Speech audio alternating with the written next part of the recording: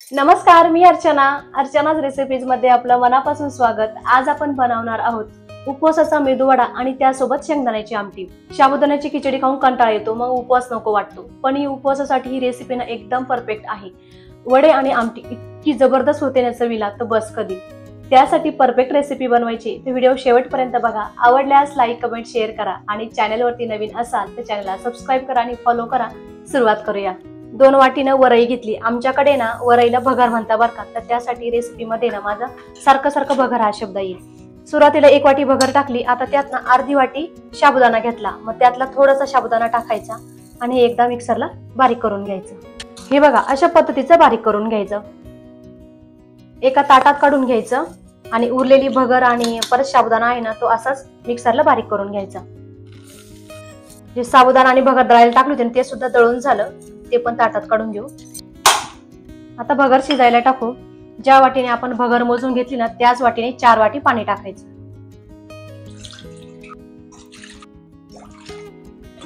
चवीपुरतं मीठ टाकायचं आणि थोडंसं अद्रक किसून घ्यायचं। झाकण ठेवायचं आणि पाण्याला उकळी येऊन द्यायची। पाण्याला उकळी आली आहे तर त्यात भगर आणि साबुदाणा टाकून द्यायचा आणि मिक्स करून घ्यायचं आणि भगर आणि साबुदाणा व्यवस्थित शिजून द्यायचा। भगर शिजताना ना गॅस मंद आचेवर ठेवा, म्हणजे ती व्यवस्थित शिजल्या जाईल आणि आपली पण धावपळ होणार नाही, कारण गठुळ्या होतात ना, त्यामुळे सांगते की गॅस मंद आचेवर ठेवा। सर्व मिक्स करून झालं। आता झाकण ठेवायचं आणि मंद आचेवर शिजून द्यायचं। भगर शिजताना तुम्हाला जर वाटलं ना पाणी कमी पडतंय भगरीमध्ये, तर तुम्ही वरतून त्यात गरम पाणी ऍड करू शकता। फक्त गार पाणी टाकायचं नाही, गरमच टाकायचं। झाकण ठेवून 4 मिनिटे भगर शिजून घेतली, पण अधून-मधून चेक सुद्धा करायचं, नाही तर मग भगर डागू शकते। आता परत चेक करूया भगर शिजली की नाही। भगर व्यवस्थित शिजून झाली आणि त्यातलं पाणी सुद्धा आटलंय पूर्ण। मिश्रण आता व्यवस्थित मिक्स करून झालं, शिजून सुद्धा झालं। आता गॅस बंद करायचा आणि थंड होऊन द्यायचं मिश्रण। 2 मध्यम साईजचे बटाटे घेतले आणि त्याचे काप करून ते उकडून घेतले। आता ते किसून घेऊ।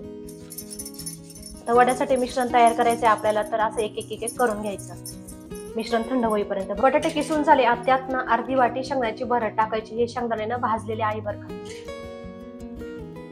4 ते 5 मिरच्या बारीक करून घेतल्या। चवीपुरतं मीठ टाकायचं। लक्षात घ्या, आपण भगर शिजायला सुद्धा मीठ टाकलं होतं, तर बेतातच मीठ टाकायचं। 4 चमचे दही टाकायचं। शिजवलेली भगर ना आता याच्यावरती बटाट्यावरती टाकून घ्यायची। आता भगर, शेंगदाण्याची भरड, बटाटा, दही, मिरची, मीठ हे सगळं मिक्स करून घ्यायचं, व्यवस्थित एकजीव करून घ्यायचं।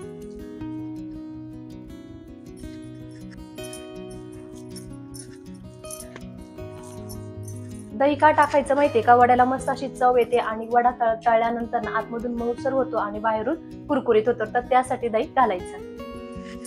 मिश्रण व्यवस्थित मिक्स करून झालं, आता वडे थापायला घेऊ। थोडंसं हाताला तेल लावून घ्यायचं, म्हणजे मिश्रण हाताला चिटकत नाही वडे थापताना। असं गोळा घ्यायचा लहानसा, असं गोलगोल करून घ्यायचं आणि मध्ये वल पाडायचं। हे बघा, झाला वडा तयार।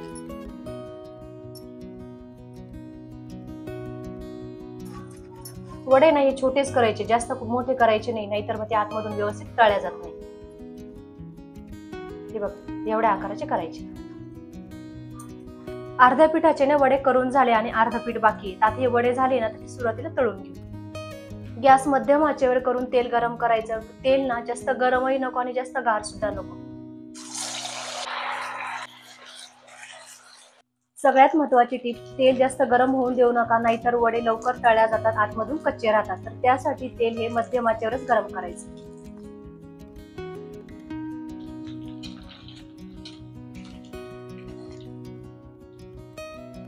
वडे हे दोन्ही साईडनी सोनेरी रंगावरती तळून घ्यायचे। वडे दोन्ही साईडनी मस्त असे तळून झाले। आता ते काढून घेऊ। वड्याचं पूर्ण तेल निथरून घ्यायचं। परत उरलेले सर्व वडे अशाच पद्धतीने तळून घ्यायचे आणि उरलेल्या पिठाचे सुद्धा वडे करून तळून घ्यायचे। थोडे थोडेच टाकायचे, जास्त टाकू नका, नाही तर ते एकमेकाला चिटकले जातात। वडे करून झाले। आता आमटी करायला घेऊ। 1 वाटी खरपूस भाजलेले शेंगदाणे टाकायचे। आणि 4 ते 5 मिरच्या टाकायच्या. तुम्हाला किती तिखट हवं ना त्यानुसार मिरच्या टाकायच्या आणि दळून घ्यायचं. सुरुवातीला ना थोडंसं दळून घ्यायचं आणि मग परत पाणी टाकायचं आणि परत एकदा एकदम बारीक करून घ्यायचं. हे बघा अशा पद्धतीचं बारीक करून घ्यायचं. आता फोडणी देऊ. तेल टाकायचं. तेल चांगलं गरम होऊन द्यायचं आणि मग आपण जे बारीक केलेले शेंगदाणे आणि मिरच्या आहे ना त्या टाकून द्यायचे. तेल चांगलं फक्त गरम होऊ द्या. आमटी करायला ना खूप सोपं आहे बरं का.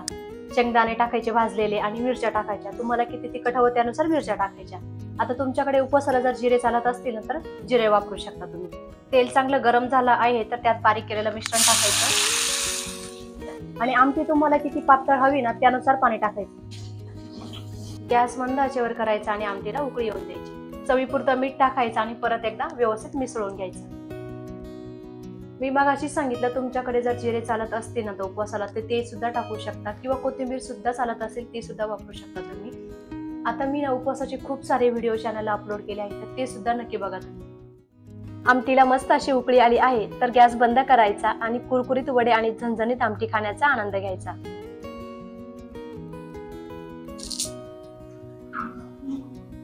उपवासाचा कुरकुरीत मेदू वडा आणि शेंगदाण्याची झणझणीत आमटी तयार झाली. रेसिपी आवडली असेल तर लाईक, कमेंट, शेअर करा आणि चॅनलवरती नवीन असाल तर चॅनलला सबस्क्राईब करा आणि फॉलो करा. चला भेटूया अशाच नवनवीन रेसिपीज मध्ये. तोपर्यंत नमस्कार.